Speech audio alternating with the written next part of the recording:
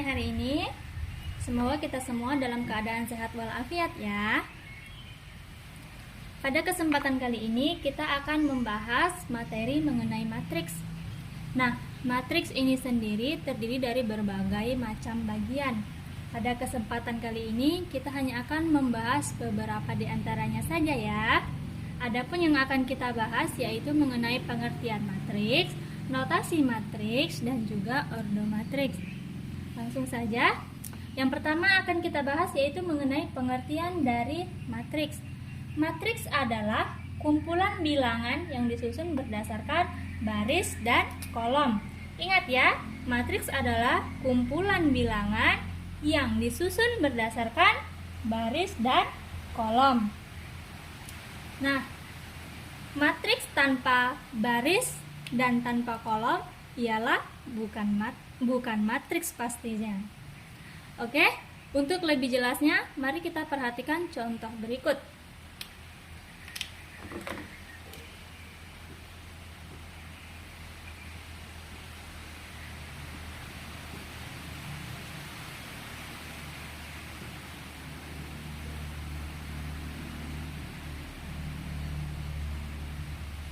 Pasti di antara kalian ada yang bertanya-tanya, kenapa contoh yang ditulis ada 2 dengan tanda kurung yang berbeda?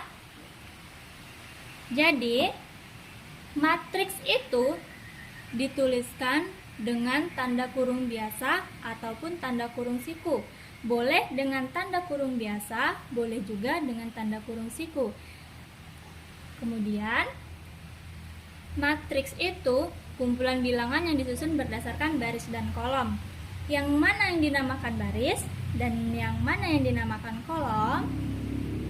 Nah, yang dinamakan dengan baris yaitu bilangan matriks yang berarah horizontal ataupun berarah mendatar. Pada matriks yang pertama yang dinamakan baris yaitu baris yang pertama ada 2 dan 3, baris kedua ada 1 dan 2. Kemudian pada matriks yang kedua, baris yang pertama yaitu terdiri dari 3 dan 1. Kemudian baris yang kedua terdiri dari 2 dan 3. Sedangkan kolom ialah bilangan yang berarah vertikal ataupun berarah tegak.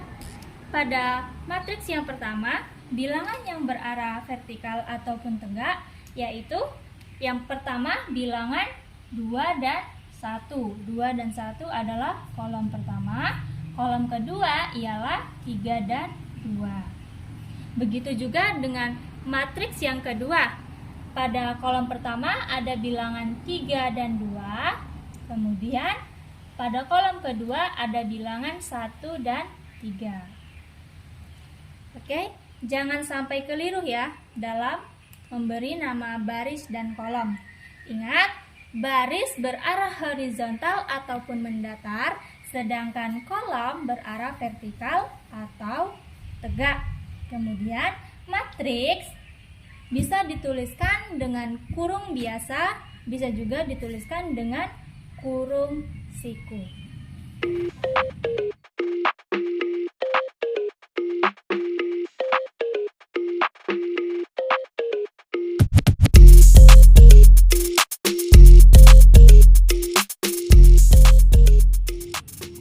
Setelah kita membahas pengertian matriks, selanjutnya kita akan membahas mengenai notasi matriks. Jadi, matriks dinyatakan dengan huruf kapital dan elemen-elemennya dinyatakan dengan huruf non-kapital. Untuk lebih jelasnya, mari perhatikan contoh berikut. Matriks A sama dengan 209, 365, dan 613. Jadi, matriks dinyatakan dengan huruf kapital, yaitu huruf A besar. Kemudian, elemen-elemennya dinyatakan dengan huruf non-kapital atau dengan huruf kecil. Yang mana yang dinamakan dengan elemen? Elemen adalah bilangan-bilangan yang berada di dalam matriks, yaitu 209, 365, 6, 1, 3. Kemudian elemen pada baris kedua kolom ketiga. Pada pengertian matriks telah dijelaskan yang mana baris dan yang mana kolom. Baris ialah yang berarah horizontal ataupun mendatar. Elemen pada baris kedua. Perhatikan baris kedua. Baris pertama, baris kedua.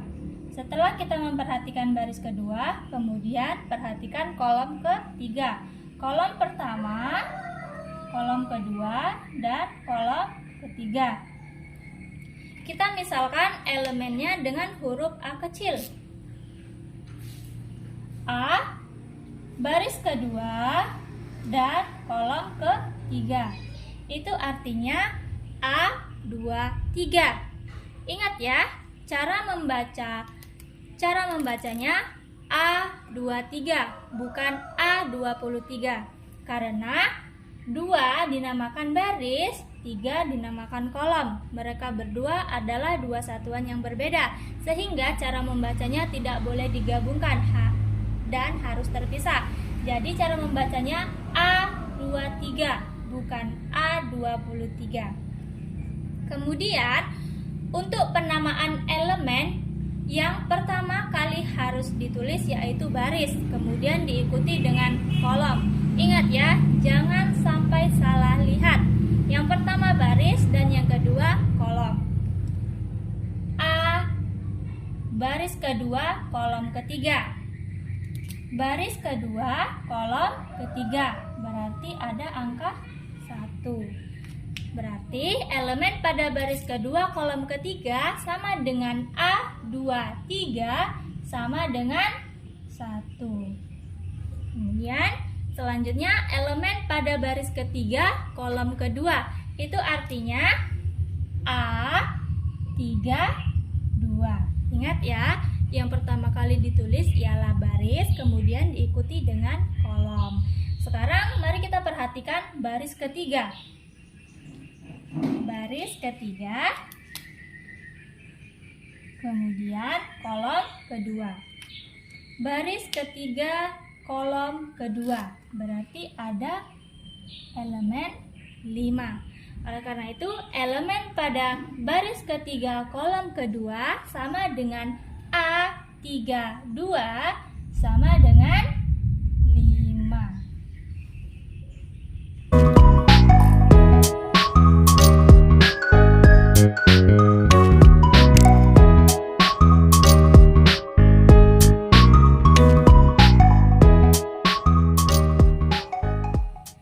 Selanjutnya kita akan membahas mengenai ordomatriks. Kita telah membahas pengertian matriks dan juga notasi matriks. Yang selanjutnya yaitu mengenai ordomatriks. Ordomatriks adalah elemen matriks yang dinyatakan dengan banyaknya baris atau M dan banyaknya kolom atau N. Matriks A M kali N berarti matriks berordo M kali N. Untuk lebih jelasnya, mari kita perhatikan contoh berikut ini. Contoh yang pertama yaitu matriks dengan ordo 2 kali 1. Itu artinya matriks dengan ordo 2 baris dan 1 kolom. Ingat, baris yang berarah horizontal sedangkan kolom yang berarah vertikal. Berarti matriks dengan ordo 2 kali 1 yaitu memiliki elemen yang berarah horizontal 2 dan memiliki elemen yang berarah vertikal 1. Contohnya yaitu 2, 1. 2, 1 adalah matriks dengan ordo 2 kali 1 yang terdiri dari 2 baris dan 1 kolom. 2 adalah baris pertama, 1 adalah baris kedua. Kolom pertama yaitu 2 dan 1. Kemudian contoh yang kedua, ada matriks dengan ordo 2 kali 2. Matriks dengan ordo 2 kali 2 artinya memiliki 2 baris dan memiliki 2 kolom. Contohnya yaitu 21, 12. 21 adalah baris pertama, 12 adalah baris kedua. 21 adalah kolom pertama, 12 adalah kolom kedua. Contoh yang kedua yaitu matriks dengan ordo 2x2, artinya 2 baris dan 2 kolom. Contoh yang ketiga ada matriks dengan ordo 3x3, artinya memiliki 3 baris dan memiliki 3 kolom. Contohnya 3, 1, 2, 1, 4, 5, 6, 9, 0. Nah, inilah yang dinamakan dengan matriks dengan ordo 3x3, memiliki 3 baris dan memiliki 3 kolom. Baris pertama yaitu 3, 1, 6, baris kedua 1, 4, 9, baris ketiga 2, 5, 6. Kemudian kolom pertama ada 3, 1, 2, kolom kedua 1, 4, 5, dan kolom ketiga 6, 9, 0. Jadi inilah yang dinamakan dengan ordo matriks. Ada yang kita contohkan, ada ordo 2x1, kemudian ordo 2x2, dan yang ketiga ada ordo 3x3. Jika kalian temukan ada ordo 3x6, 3x1, 3x2, maka kita tinggal memperhatikan yang bilangan yang pertama ini dinamakan baris dan yang kedua dinamakan kolom. Jika ada matriks dengan ordo 2x4, itu artinya matriks itu memiliki 2 baris dan memiliki 4 kolom. Oke, cukup sampai di sini video pembelajaran kita. Semoga bermanfaat ya.